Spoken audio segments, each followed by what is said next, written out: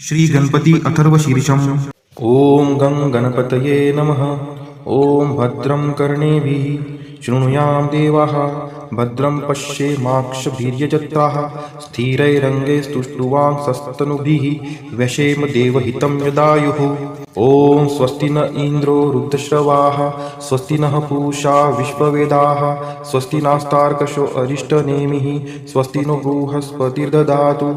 ॐ शान्तिः शान्तिः शान्तिः। ओम नमस्ते गणपतये। त्वमेव प्रत्यक्षं तत्त्वमसि, त्वमेव केवलं कर्तासि, त्वमेव केवलं धर्तासि, त्वमेव केवलं हर्तासि, त्वमेव सर्वं खल्विदं ब्रह्मासि, त्वं साक्षादात्मासि नित्यं ऋतं वच्मि सत्यं वच्मि। अवत्वं माम् अववक्तारम् अवश्रोतारम् अवदातारम् अवधातारम् अवानुचानमवशिष्यम् अवपश्चात्तात् अवपुरस्तात् अवोत्तरात्तात् अवदक्षिणात्तात् अवचोर्ध्वात्तात् अवाधरात्तात् सर्वतो मां पाहि पाहि समन्तात्।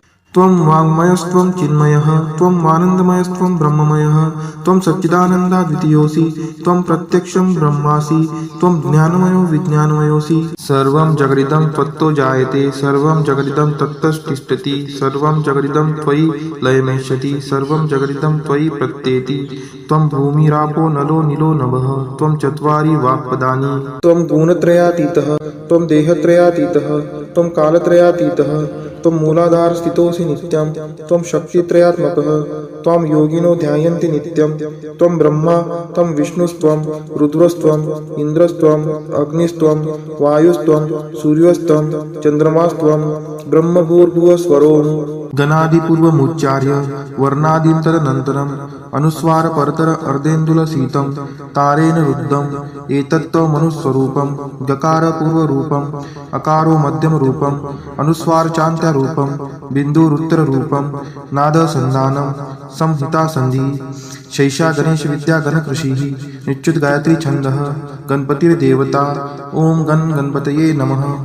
एकदन्ताय विद्महे वक्रतुण्डाय धीमहि तन्नो दन्ती प्रचोदयात्। एकदन्तं चतुर्हस्तं पाशमङ्कुशधारिणं रदं च वरदं हस्तैर्बिभ्राणं मूषकध्वजं रक्तं लम्बोदरं शूर्पकर्णकं रक्तवाससं रक्तगन्धानुलिप्ताङ्गं रक्तपुष्पैः सुपूजितं भक्तानुकम्पिनं देवं जगत्कारणमच्युतम् आविर्भूतं च सृष्टियादौ प्रकृते पुरुषात् परम् एवं ध्यायति यो नित्यं स योगी योगिनां वरः। नमो व्रातपतये नमो गणपतये नमः प्रथमपतये नमस्तेस्तु लम्बोदराय एकदन्ताय विघ्ननाशिने शिवसुताय श्रीवरदमूर्तये नमो नमः। ओम नमस्ते गणपतये।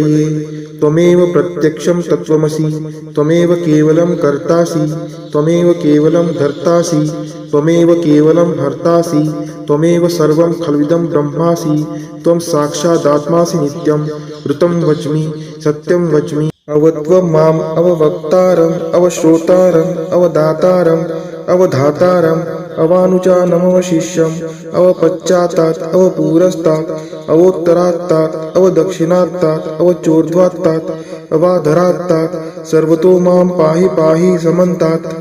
त्वं वाङ्मयस्त्वं चिन्मयः, त्वं आनन्दमयस्त्वं ब्रह्ममयः, त्वं सच्चिदानन्दाद्वितीयोऽसि, त्वं प्रत्यक्षं ब्रह्मासि, त्वं ज्ञानमयो विज्ञानमयोऽसि। सर्वं जगदिदं त्वत्तो जायते, सर्वं जगदिदं तत्तस्तिष्ठति, सर्वं जगदिदं त्वयि लयमेष्यति, सर्वं जगदिदं त्वयि प्रत्येति। त्वं भूमिरापो नलो नीलो नभः, त्वं चत्वारि वाक्पदानि। त्वं गुणत्रयातीतः, त्वं देहत्रयातीतः, त्वं कालत्रयातीतः, त्वं मूलाधारस्थितोऽसि नित्यं, त्वं शक्तित्रयात्मकः, त्वां योगिनो ध्यायन्ति नित्यं। त्वं ब्रह्मा, त्वं विष्णुस्त्वं रुद्रस्त्वं इन्द्रस्त्वं अग्निस्त्वं वायुस्त्वं सूर्यस्त्वं चन्द्रमास्त्वं ब्रह्मभूर्भुवस्वरोम्। गणादिपूर्वमुच्चार्य वर्णादीं तदनन्तरम् अनुस्वार परतर अर्धेन्दुलसीतं तारेण रुद्धम् एतत्त्वमनुस्वरूपं। गकार पूर्वरूपम्, अकारो मध्यमरूपम्, अनुस्वार चान्त्यरूपं, बिन्दुरुत्तररूपं, नादसन्धानं, संहितासन्धिः। शैषा गणेशविद्या गणकृषिः, निच्युत गायत्री छन्दः, गणपतिर्देवता। ॐ गणपतये नमः। एकदन्ताय विद्महे वक्रतुण्डाय धीमहि तन्नो दन्ती प्रचोदयात् एकदन्तं चतुर्हस्तं पाशमङ्कुशधारिणं रदं च वरदं हस्तैर्बिभ्राणं मूषकध्वजं रक्तं लम्बोदरं शूर्पकर्णकं रक्तवाससं रक्तगन्धानुलिप्ताङ्गं रक्तपुष्पैः सुपूजितं भक्तानुकम्पिनं देवं जगत्कारणमच्युतम् आविर्भूतं च सृष्टियादौ प्रकृते पुरुषात् परम् एवं ध्यायति यो नित्यं स योगी योगिनां वरः। नमो व्रातपतये नमो गणपतये नमः प्रथमपतये नमस्तेस्तु लम्बोदराय एकदन्ताय विघ्ननाशिने शिवसुताय श्रीवरदमूर्तये नमो नमः। ओम नमस्ते गणपतये त्वमेव प्रत्यक्षं तत्त्वमसि त्वमेव केवलं कर्तासि त्वमेव केवलं धर्तासि त्वमेव केवलं हर्तासि त्वमेव सर्वं खल्विदं ब्रह्मासि त्वं साक्षादात्मासि नित्यं ऋतं वच्मि सत्यं वच्मि अवत्वं माम् अववक्तारम् अवश्रोतारम् अवदातारम् अवधातारम् अवानुचानमवशिष्यम् अवपश्चात्तात् अवपुरस्तात् अवोत्तरात्तात् अवदक्षिणात्तात् अवचोर्ध्वात्तात् अवाधरात्तात् सर्वतो मां पाहि पाहि समन्तात्।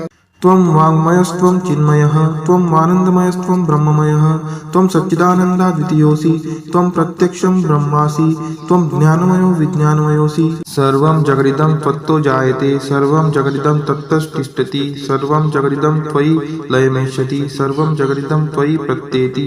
त्वं भूमिरापो नलो नीलो नभः त्वं चत्वारि वाक्पदानि। त्वं गुणत्रयातीतः त्वं देहत्रयातीतः त्वं कालत्रयातीतः त्वं मूलाधारस्थितोऽसि नित्यं त्वं शक्तित्रयात्मकः त्वं योगिनो ध्यायन्ति नित्यं त्वं ब्रह्मा त्वं विष्णुस्त्वं रुद्रस्त्वं इन्द्रस्त्वं अग्निस्त्वं वायुस्त्वं सूर्यस्त्वं चन्द्रमास्त्वं ब्रह्मभूर्भुवस्वरोम्।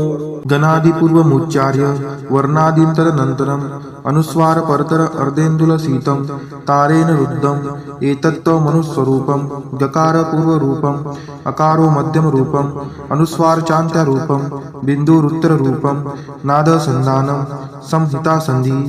शैषा गणेशविद्या गणकृषिः निच्युतगायत्री छन्दः गणपतिर्देवता। ॐ गणपतये नमः।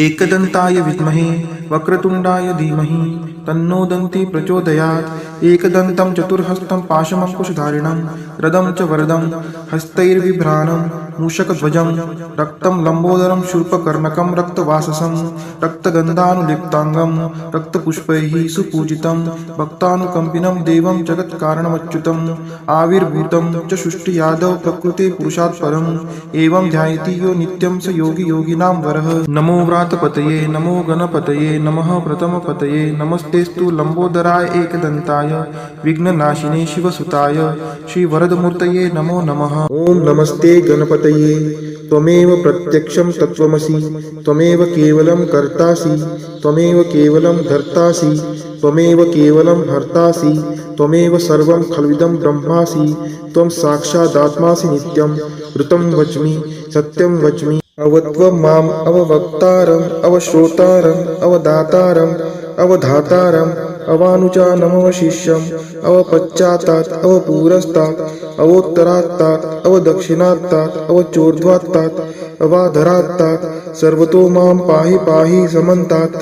त्वं वाङ्मयस्त्वं चिन्मयः त्वं आनन्दमयस्त्वं ब्रह्ममयः त्वं सच्चिदानन्दाद्वितीयोऽसि त्वं प्रत्यक्षं ब्रह्मासि त्वं ज्ञानमयो विज्ञानमयोऽसि। सर्वं जगदिदं त्वत्तो जायते सर्वं जगदिदं तत्तस्तिष्ठति सर्वं जगदिदं त्वयि लयमेष्यति सर्वं जगदिदं त्वयि प्रत्येति।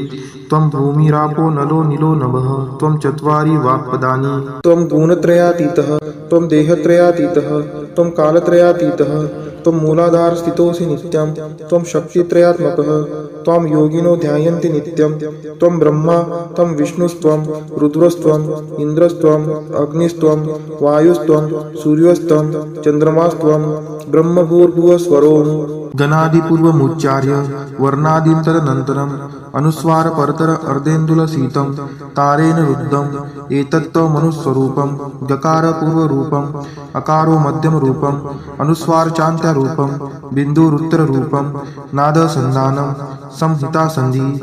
शैषा गणेशविद्या गणकृषिः निच्युतगायत्री छन्दः गणपतिर्देवता।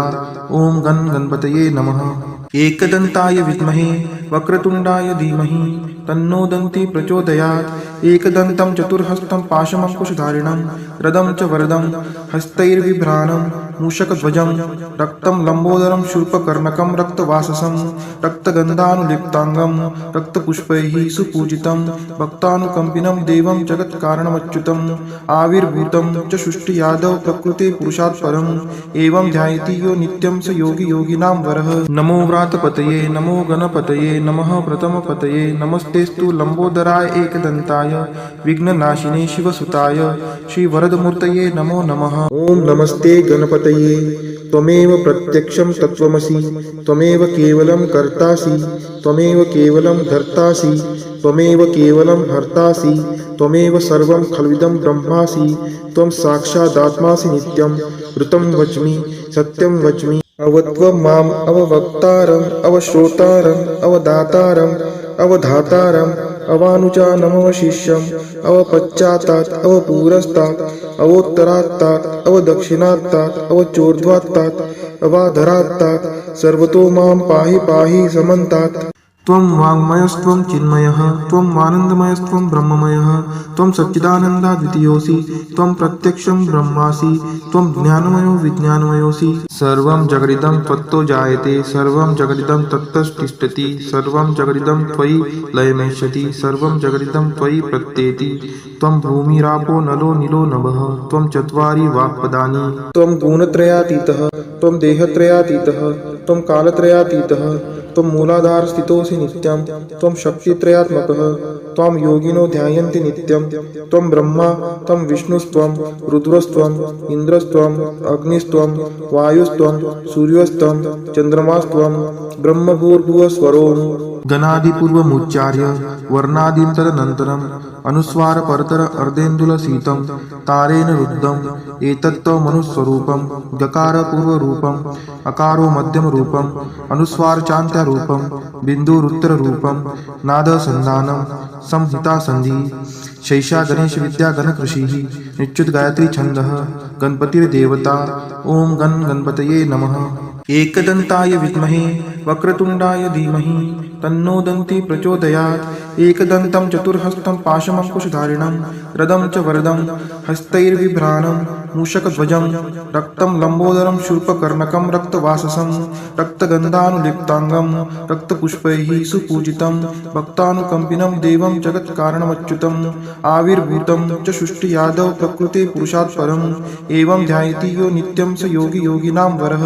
नमो व्रातपतये नमो गणपतये नमः प्रथमपतये नमस्तेस्तु लम्बोदराय एकदन्ताय विघ्ननाशिने शिवसुताय श्रीवरदमूर्तये नमो नमः। ॐ नमस्ते गणपतये त्वमेव प्रत्यक्षं तत्त्वमसि त्वमेव केवलं कर्तासि त्वमेव केवलं धर्तासि त्वमेव केवलं हर्तासि त्वमेव सर्वं खल्विदं ब्रह्मासि त्वं साक्षादात्मासि नित्यं ऋतं वच्मि सत्यं वच्मि अवत्वं माम् अववक्तारम् अवश्रोतारम् अवदातारम् अवधातारम् अवानुचानमवशिष्यम् अवपश्चात्तात् अवपुरस्तात् अवोत्तरात्तात् अवदक्षिणात्तात् अवचोर्ध्वात्तात् अवाधरात्तात् सर्वतो मां पाहि पाहि समन्तात्।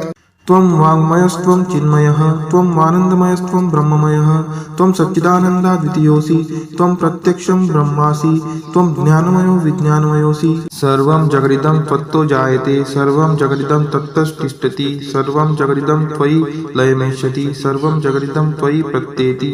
त्वं भूमिरापो नलो नीलो नभः त्वं चत्वारि वाक्पदानि। त्वं गुणत्रयातीतः त्वं देहत्रयातीतः त्वं कालत्रयातीतः त्वं मूलाधारस्थितोऽसि नित्यं त्वं शक्तित्रयात्मकः त्वां योगिनो ध्यायन्ति नित्यं त्वं ब्रह्मा त्वं विष्णुस्त्वं रुद्रस्त्वं इन्द्रस्त्वं अग्निस्त्वं वायुस्त्वं सूर्यस्त्वं चन्द्रमास्त्वं ब्रह्मभूर्भुवस्वरोम्। गणादिपूर्वमुच्चार्य वर्णादिं तदनन्तरम् अनुस्वार परतर अर्धेन्दुलसीतं तारेण रुद्धम् एतत्त्वमनुस्वरूपं गकार पूर्वरूपम् अकारो मध्यमरूपम् अनुस्वार चान्त्यरूपं बिन्दुरुत्तररूपं नादसन्धानं संहितासन्धिः शैषा गणेशविद्या गणकृषिः निच्युत गायत्री छन्दः गणपतिर्देवता।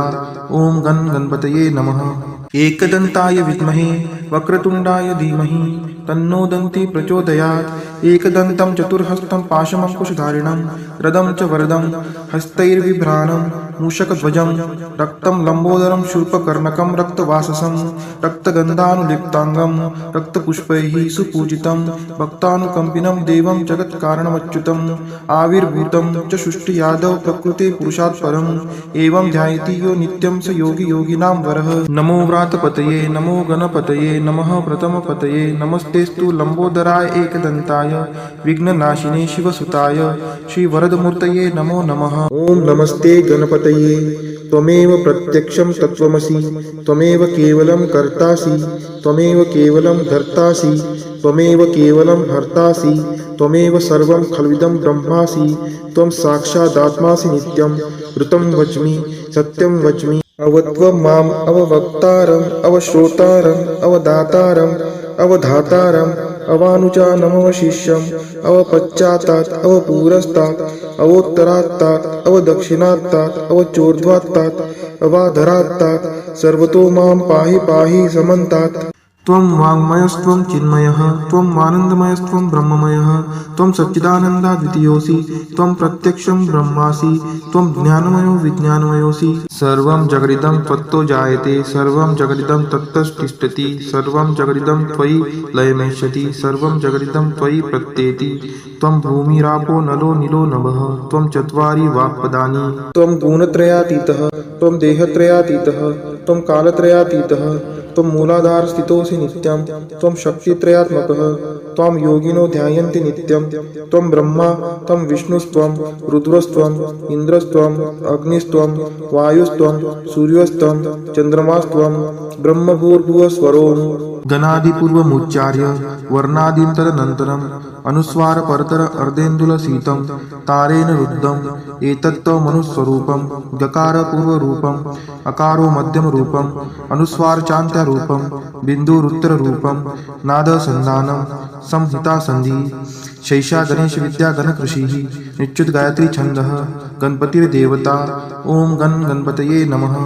एकदन्ताय विद्महे वक्रतुण्डाय धीमहि तन्नो दन्ती प्रचोदयात् एकदन्तं चतुर्हस्तं पाशमङ्कुशधारिणं रदं च वरदं हस्तैर्बिभ्राणं मूषकध्वजं रक्तं लम्बोदरं शूर्पकर्णकं रक्तवाससं रक्तगन्धानुलिप्ताङ्गं रक्तपुष्पैः सुपूजितं भक्तानुकम्पिनं देवं जगत्कारणमच्युतम् आविर्भूतं च सृष्टियादौ प्रकृते पुरुषात् परम् एवं ध्यायति यो नित्यं स योगी योगिनां वरः। नमो व्रातपतये नमो गणपतये नमः प्रथमपतये नमस्तेस्तु लम्बोदराय एकदन्ताय विघ्ननाशिने शिवसुताय श्रीवरदमूर्तये नमो नमः। ॐ नमस्ते गणपतये त्वमेव प्रत्यक्षं तत्त्वमसि त्वमेव केवलं कर्तासि त्वमेव केवलं धर्तासि त्वमेव केवलं हर्तासि त्वमेव सर्वं खल्विदं ब्रह्मासि त्वं साक्षादात्मासि नित्यं ऋतं वच्मि सत्यं वच्मि अवत्वं माम् अववक्तारम् अवश्रोतारम् अवदातारम् अवधातारम् अवानुचानमवशिष्यम् अवपश्चात्तात् अवपुरस्तात् अवोत्तरात्तात् अवदक्षिणात्तात् अवचोर्ध्वात्तात् अवाधरात्तात् सर्वतो मां पाहि पाहि समन्तात्।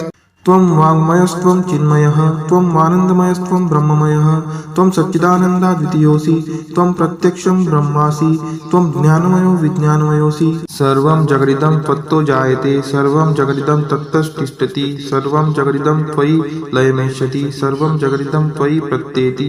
त्वं भूमिरापो नलो नीलो नभः त्वं चत्वारि वाक्पदानि। त्वं गुणत्रयातीतः त्वं देहत्रयातीतः त्वं कालत्रयातीतः त्वं मूलाधारस्थितोऽसि नित्यं त्वं शक्तित्रयात्मकः त्वां योगिनो ध्यायन्ति नित्यं त्वं ब्रह्मा त्वं विष्णुस्त्वं रुद्रस्त्वं इन्द्रस्त्वं अग्निस्त्वं वायुस्त्वं सूर्यस्त्वं चन्द्रमास्त्वं ब्रह्मभूर्भुवस्वरोम्। गणादिपूर्वमुच्चार्य वर्णादीं तदनन्तरम् अनुस्वारपरतर अर्धेन्दुलसीतं तारेण रुद्धम् एतत्त्वमनुस्वरूपं गकारपूर्वरूपम् अकारो मध्यमरूपम् अनुस्वारचान्त्यरूपं बिन्दुरुत्तररूपं नादसन्धानं संहितासन्धिः। शैषा गणेशविद्या गणकृषिः निच्युतगायत्री छन्दः गणपतिर्देवता। ॐ गणपतये नमः। एकदन्ताय विद्महे वक्रतुण्डाय धीमहि तन्नो दन्ती प्रचोदयात् एकदन्तं चतुर्हस्तं पाशमङ्कुशधारिणं रदं च वरदं हस्तैर्बिभ्राणं मूषकध्वजं रक्तं लम्बोदरं शूर्पकर्णकं रक्तवाससं रक्तगन्धानुलिप्ताङ्गं रक्तपुष्पैः सुपूजितं भक्तानुकम्पिनं देवं जगत्कारणमच्युतम् आविर्भूतं च सृष्टियादौ प्रकृते पुरुषात् परम् एवं ध्यायति यो नित्यं स योगी योगिनां वरः। नमो व्रातपतये नमो गणपतये नमः प्रथमपतये नमस्तेस्तु लम्बोदराय एकदन्ताय विघ्ननाशिने शिवसुताय श्रीवरदमूर्तये नमो नमः। ॐ नमस्ते गणपतये त्वमेव प्रत्यक्षं तत्त्वमसि त्वमेव केवलं कर्तासि त्वमेव केवलं धर्तासि त्वमेव केवलं हर्तासि त्वमेव सर्वं खल्विदं ब्रह्मासि त्वं साक्षादात्मासि नित्यं ऋतं वच्मि सत्यं वच्मि अवत्वं माम् अववक्तारम् अवश्रोतारम् अवदातारम् अवधातारम् अवानुचानमवशिष्यम् अवपश्चात्तात् अवपुरस्तात् अवोत्तरात्तात् अवदक्षिणात्तात् अवचोर्ध्वात्तात् अवाधरात्तात् सर्वतो मां पाहि पाहि समन्तात्। त्वं वाङ्मयस्त्वं चिन्मयः त्वं आनन्दमयस्त्वं ब्रह्ममयः त्वं सच्चिदानन्दाद्वितीयोऽसि त्वं प्रत्यक्षं ब्रह्मासि त्वं ज्ञानमयो विज्ञानमयोऽसि। सर्वं जगदिदं त्वत्तो जायते सर्वं जगदिदं तत्तस्तिष्ठति सर्वं जगदिदं त्वयि लयमेष्यति सर्वं जगदिदं त्वयि प्रत्येति। त्वं भूमिरापो नलो नीलो नभः त्वं चत्वारि वाक्पदानि। त्वं गुणत्रयातीतः त्वं देहत्रयातीतः त्वं कालत्रयातीतः त्वं मूलाधारस्थितोऽसि नित्यं त्वं शक्तित्रयात्मकः त्वां योगिनो ध्यायन्ति नित्यं। त्वं ब्रह्मा त्वं विष्णुस्त्वं रुद्रस्त्वं इन्द्रस्त्वं अग्निस्त्वं वायुस्त्वं सूर्यस्त्वं चन्द्रमास्त्वं ब्रह्मभूर्भुवस्वरोम्। गणादिपूर्वमुच्चार्य वर्णादिं तदनन्तरम् अनुस्वारपरतर अर्धेन्दुलसीतं तारेण रुद्धम् एतत्त्वमनुस्वरूपं गकारपूर्वरूपम् अकारो मध्यमरूपम् अनुस्वारचान्त्यरूपं बिन्दुरुत्तररूपं नादसन्धानं संहितासन्धिः। शैषा गणेशविद्या गणकृषिः निच्युतगायत्री छन्दः गणपतिर्देवता। ॐ गणपतये नमः। एकदन्ताय विद्महे वक्रतुण्डाय धीमहि तन्नो दन्ती प्रचोदयात्। एकदन्तं चतुर्हस्तं पाशमङ्कुशधारिणं रदं च वरदं हस्तैर्बिभ्राणं मूषकध्वजं रक्तं लम्बोदरं शूर्पकर्णकं रक्तवाससं रक्तगन्धानुलिप्ताङ्गं रक्तपुष्पैः सुपूजितं भक्तानुकम्पिनं देवं जगत्कारणमच्युतम् आविर्भूतं च सृष्टियादौ प्रकृते पुरुषात् परम् एवं ध्यायति यो नित्यं स योगी योगिनां वरः। नमो व्रातपतये नमो गणपतये नमः प्रथमपतये नमस्तेस्तु लम्बोदराय एकदन्ताय विघ्ननाशिने शिवसुताय श्रीवरदमूर्तये नमो नमः। ॐ नमस्ते गणपतये त्वमेव प्रत्यक्षं तत्त्वमसि त्वमेव केवलं कर्तासि त्वमेव केवलं धर्तासि त्वमेव केवलं हर्तासि त्वमेव सर्वं खल्विदं ब्रह्मासि त्वं साक्षादात्मासि नित्यं ऋतं वच्मि सत्यं वच्मि अवत्वं माम् अववक्तारम् अवश्रोतारम् अवदातारम् अवधातारम् अवानुचानमवशिष्यम् अवपश्चात्तात् अवपुरस्तात् अवोत्तरात्तात् अवदक्षिणात्तात् अवचोर्ध्वात्तात् अवाधरात्तात् सर्वतो मां पाहि पाहि समन्तात्। त्वं वाङ्मयस्त्वं चिन्मयः त्वं आनन्दमयस्त्वं ब्रह्ममयः त्वं सच्चिदानन्दाद्वितीयोऽसि त्वं प्रत्यक्षं ब्रह्मासि त्वं ज्ञानमयो विज्ञानमयोऽसि। सर्वं जगदिदं त्वत्तो जायते सर्वं जगदिदं तत्तस्तिष्ठति सर्वं जगदिदं त्वयि लयमेष्यति सर्वं जगदिदं त्वयि प्रत्येति। त्वं भूमिरापो नलो नीलो नभः त्वं चत्वारि वाक्पदानि। त्वं गुणत्रयातीतः त्वं देहत्रयातीतः त्वं कालत्रयातीतः त्वं मूलाधारस्थितोऽसि नित्यं त्वं शक्तित्रयात्मकः त्वां योगिनो ध्यायन्ति नित्यं। त्वं ब्रह्मा त्वं विष्णुस्त्वं रुद्रस्त्वं इन्द्रस्त्वं अग्निस्त्वं वायुस्त्वं सूर्यस्त्वं चन्द्रमास्त्वं ब्रह्मभूर्भुवस्वरोम्। गणादिपूर्वमुच्चार्य वर्णादिं तदनन्तरम् अनुस्वारपरतर अर्धेन्दुलसीतं तारेण रुद्धम् एतत्त्वमनुस्वरूपं गकारपूर्वरूपम् अकारो मध्यमरूपम् अनुस्वारचान्त्यरूपं बिन्दुरुत्तररूपं नादसन्धानं संहितासन्धिः। शैषा गणेशविद्या गणकृषिः निच्युतगायत्री छन्दः गणपतिर्देवता। ॐ गणपतये नमः। एकदन्ताय विद्महे वक्रतुण्डाय धीमहि तन्नो दन्ती प्रचोदयात् एकदन्तं चतुर्हस्तं पाशमङ्कुशधारिणं रदं च वरदं हस्तैर्बिभ्राणं मूषकध्वजं रक्तं लम्बोदरं शूर्पकर्णकं रक्तवाससं रक्तगन्धानुलिप्ताङ्गं रक्तपुष्पैः सुपूजितं भक्तानुकम्पिनं देवं जगत्कारणमच्युतम् आविर्भूतं च सृष्टियादौ प्रकृते पुरुषात् परम् एवं ध्यायति यो नित्यं स योगी योगिनां वरः। नमो व्रातपतये नमो गणपतये नमः प्रथमपतये नमस्तेस्तु लम्बोदराय एकदन्ताय विघ्ननाशिने शिवसुताय श्रीवरदमूर्तये नमो नमः। ॐ नमस्ते गणपतये त्वमेव प्रत्यक्षं तत्त्वमसि त्वमेव केवलं कर्तासि त्वमेव केवलं धर्तासि त्वमेव केवलं हर्तासि त्वमेव सर्वं खल्विदं ब्रह्मासि त्वं साक्षादात्मासि नित्यं ऋतं वच्मि सत्यं वच्मि अवत्वं माम् अववक्तारम् अवश्रोतारम् अवदातारम् अवधातारम् अवानुचानमवशिष्यम् अवपश्चात्तात् अवपुरस्तात् अवोत्तरात्तात् अवदक्षिणात्तात् अवचोर्ध्वात्तात् अवाधरात्तात् सर्वतो मां पाहि पाहि समन्तात्। त्वं वाङ्मयस्त्वं चिन्मयः त्वं आनन्दमयस्त्वं ब्रह्ममयः त्वं सच्चिदानन्दाद्वितीयोऽसि त्वं प्रत्यक्षं ब्रह्मासि त्वं ज्ञानमयो विज्ञानमयोऽसि। सर्वं जगदिदं त्वत्तो जायते सर्वं जगदिदं तत्तस्तिष्ठति सर्वं जगदिदं त्वयि लयमेष्यति सर्वं जगदिदं त्वयि प्रत्येति। त्वं भूमिरापो नलो नीलो नभः त्वं चत्वारि वाक्पदानि। त्वं गुणत्रयातीतः त्वं देहत्रयातीतः त्वं कालत्रयातीतः त्वं मूलाधारस्थितोऽसि नित्यं त्वं शक्तित्रयात्मकः त्वं योगिनो ध्यायन्ति नित्यं त्वं ब्रह्मा त्वं विष्णुस्त्वं रुद्रस्त्वं इन्द्रस्त्वं अग्निस्त्वं वायुस्त्वं सूर्यस्त्वं चन्द्रमास्त्वं ब्रह्मभूर्भुवस्वरोम्। गणादिपूर्वमुच्चार्य वर्णादिं तदनन्तरम् अनुस्वार परतर अर्धेन्दुलसीतं तारेण रुद्धम् एतत्त्वमनुस्वरूपं गकार पूर्वरूपम् अकारो मध्यमरूपम् अनुस्वार चान्त्यरूपं बिन्दुरुत्तररूपं नादसन्धानं संहितासन्धि शैषा गणेशविद्या गणकृषिः निच्युत गायत्री छन्दः गणपतिर्देवता। ॐ गणपतये नमः। एकदन्ताय विद्महे वक्रतुण्डाय धीमहि तन्नो दन्ती प्रचोदयात् एकदन्तं चतुर्हस्तं पाशमङ्कुशधारिणं रदं च वरदं हस्तैर्बिभ्राणं मूषकध्वजं रक्तं लम्बोदरं शूर्पकर्णकं रक्तवाससं रक्तगन्धानुलिप्ताङ्गं रक्तपुष्पैः सुपूजितं भक्तानुकम्पिनं देवं जगत्कारणमच्युतम् आविर्भूतं च सृष्टियादौ प्रकृते पुरुषात् परम् एवं ध्यायति यो नित्यं स योगी योगिनां वरः। नमो व्रातपतये नमो गणपतये नमः प्रथमपतये नमस्तेस्तु लम्बोदराय एकदन्ताय विघ्ननाशिने शिवसुताय श्रीवरदमूर्तये नमो नमः। एतत् अथर्वशीर्षयोदिते स ब्रह्मभूयाय कल्पते स सर्वविघ्नैर्न बाध्यते स सर्वतः सुखमेदते स पञ्चमहापापात् प्रमुच्यते।